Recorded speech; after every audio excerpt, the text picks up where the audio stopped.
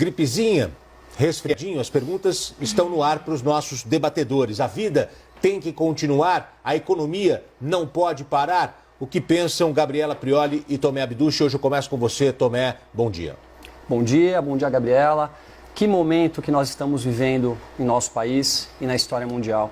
Nós nunca imaginamos passarmos por uma situação como essa, confinados em nossas casas, sem experiência que nós estamos passando, decisões importantes a serem tomadas e a grande responsabilidade da mídia de todo o Brasil de poder ter a calma e a qualidade das informações para que nós possamos saber o que fazer com as nossas famílias. Salvar vidas ou pensarmos na economia? Claro que se fosse responder isso com uma só resposta seria salvar vidas.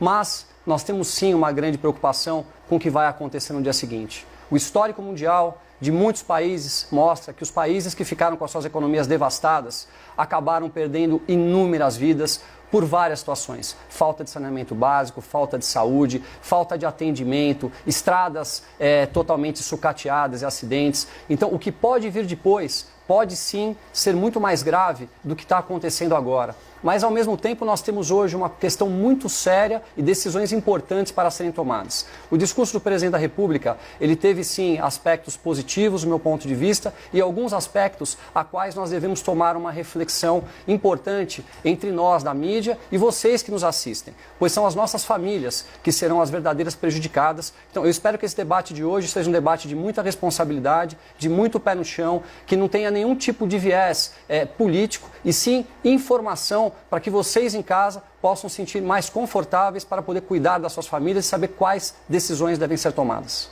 Agora os seus argumentos iniciais, Gabriela Prioli. Bom dia, Gotino. Bom dia, Tomé. Bom dia para todo mundo que está assistindo a gente. Achei curiosa a primeira fala do Tomé. Ele pede aqui para que a mídia seja responsável por propagar informações claras sobre como a gente deve agir nessa situação que a gente está enfrentando com o coronavírus.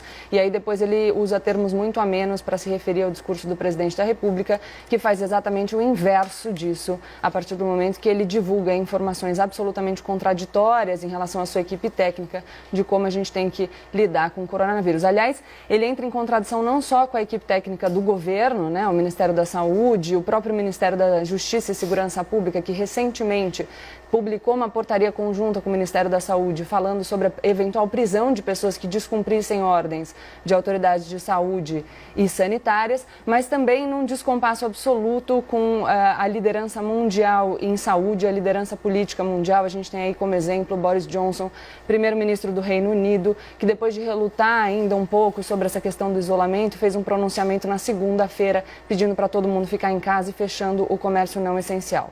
Sobre o discurso do presidente Jair Bolsonaro, eu quero aqui pegar alguns pontos. O primeiro deles, quando ele defende o isolamento vertical, e aí defende o isolamento vertical ainda sem respaldo do Ministério da Saúde. A gente fazem muitos elogios ao presidente Jair Bolsonaro por ter nomeado uma equipe técnica para os ministérios.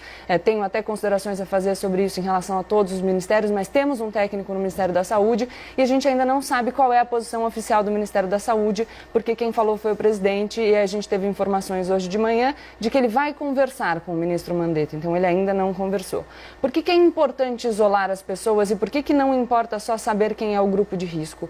O isolamento ele tem como objetivo achatar a curva de disseminação do vírus. Esse vírus ele é menos letal do que outros vírus, mas ele tem uma capacidade de disseminação muito alta e o fato dele ter uma capacidade de disseminação muito alta gera um risco para o sistema de saúde.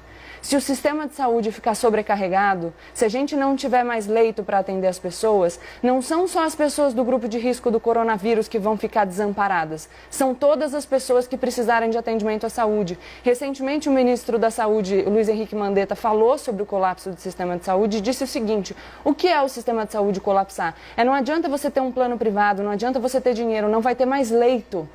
As pessoas que são assintomáticas, elas também transmitem o vírus. Se a gente não garantir que essa difusão se dilua no tempo, a gente vai ter um colapso do sistema de saúde que pode atingir a todos. Se você não for infectado com o coronavírus ou ninguém da sua família, mas o sistema de saúde estiver sobrecarregado e você sofrer um acidente, não tem médico para te atender.